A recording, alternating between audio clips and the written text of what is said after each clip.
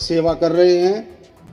आप ऐसा करते रहें। जब वीर खालसा सेवा समिति की स्थापना गुरुद्वारा सिंह सभा में हुई थी तो उसके मुख्य अतिथि लखविंदर सिंह ही थे। जब मुख्य अतिथि ही वो थे और आज जहाँ तक पहुंचे तो उनका बहुत जाए ताकि ये इनका हौसला और बढ़े और डॉक्टर साहब लंबी आयु तक समाज की सेवा करते हैं। मैं सभी से कहूंगा डॉक्टर विशेष जी के लिए जोरदार तालियां। शाहिद शमसी जी व्यापार मंडल के हमारे बीच पहुंच गए और हमारे बीच प्रदीप गुप्ता जी, हरजिंदर सिंह, मूडा पांडे वाले।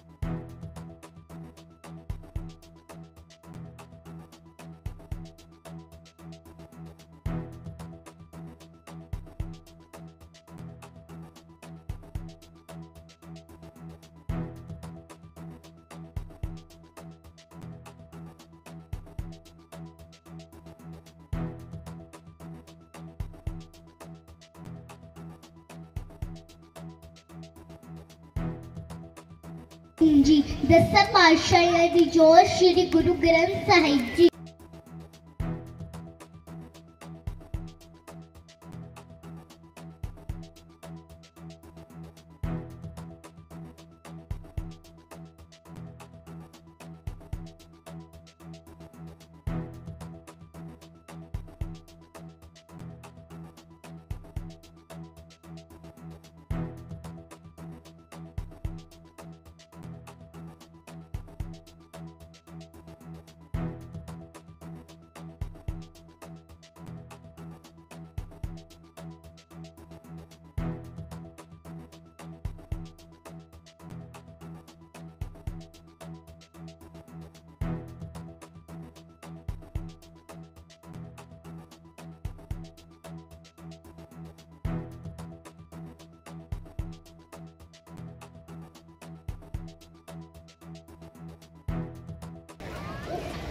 वीर खालसा सेवा समिति के अध्यक्ष के साथ साथ सभी जो पूरी टीम, और मैं बल्कि जहाँ कहीं अगर सेवा का नाम आता है तो वहाँ सबसे पहले वीर खालसा सेवा समिति का नाम वहाँ लिया जाता है। ये कम से कम हमारे लिए बहुत बड़ी गर्व की बात है।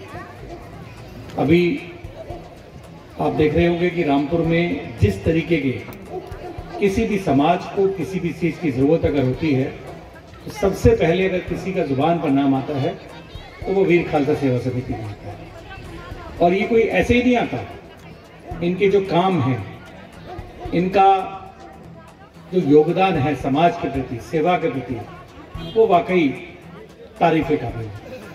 मुझे वो दिन भी याद है जब कोरोना में जो लोग एक दूसरे से जो लोग भाग रहे थे और रामपुर में ही कुछ ऐसे परिवार थे जो अपने भाइयों के, अपने सगे रिश्तेदारों के शवों को शमशान घाट ले जाने तक में घबरा रहे थे। उस समय अवतार सिंह जी की उनकी टीम ने किस तरीके से जो कार्य किया वो वाकई बहुत तारीफ के काबिल है। मैं देखता रहता हूँ कि रामपुर में शायद ही कोई गली, कोई मोहल्ला ऐसा रहता हो जहाँ तक इनका सेवा कार्य वहाँ तक नहीं पहुँचता। मैं हमेशा ईश्वर से यही प्रार्थना करता हूँ कि इनकी समिति को जो आज ईश्वर ने जो ऊर्जा दे रखी, जो ताकत दे रखी है, वो इसी तरीके से हमेशा बनी रहे, जिससे आप हमारे नगर का, हमारे जनपद का, हमारे प्रदेश का जो नाम है वो इस वजह से हमेशा रोशन रहे। जय हिंद, जय भारत। जितने मेंबर हैं अभी वीर खालसा सेवा समिति के जितने रामपुर में काफ़ी पहले से ये आयोजन करे जिसमें जो ज़रूरतमंद हैं उनको ज़रूरत की चीज़ें बांटते रहे हैं। मैं काफ़ी पहले से जब मैं जहाँ जिलाधिकारी था तब से इनके कार्यक्रमों में आता रहा हूँ और ये बहुत बढ़िया काम है, बहुत बेहतर काम है, ख़ास तौर से कि जो लाभार्थी हैं उनके द्वारा चुने जाते हैं जो ग्राउंड पर है और देखभाल के जिनकी ज़रूरत है उस ज़रूरत के मुताबिक सामान लेके आते हैं और कोई स्टैंडर्ड नहीं है कि नहीं यही सामान हम देंगे। एक जब इस तरीके की चीज़ हो जाती है तो कई बार ऐसा होता है कि जो ज़रूरतमंद हैं उससे वंचित रह जाते हैं। इनकी सबसे साल भर सबकी ज़रूरतों के मुताबिक चाहे बच्चे बच्चियाँ हों चाहे जो भी बड़े बुज़ुर्ग हों उन सब की ज़रूरत के मुताबिक चीज़ें एक बार वो असेसमेंट करके उनका प्रॉपर और उसके बाद उनकी सूची बना के उसके हिसाब से उनको मुहैया कराते हैं। लगातार करते रहे हैं। इनके द्वारा कोविड में भी बहुत मदद की गई थी प्रशासन की और उनकी मदद से करीब हमने जितने सारे ज़रूरतमंद उस समय कोविड पीरियड के थे उनकी भी काफ़ी सहायता की थी। तो मेरे लिए यहाँ पे आना लगातार जो पिछले 5-6 साल से 5 साल से कम इन लोगों के बीच में आना और उसका हिस्सा बनना मेरे लिए बड़ा एक सौभाग्यपूर्ण एक अवसर है। सर, आपकी ओर से क्या मैसेज है वीर खालसा सेवा समिति के जो कार्यकर्ता हैं, पदाधिकारी हैं, जो समाज सेवा में बढ़ चढ़कर हिस्सा लेते हैं? देखिए, खालसा का मतलब ही होता है जो समाज के लिए अर्पण हो, उनके अपने कर्तव्य के प्रति अर्पण हो।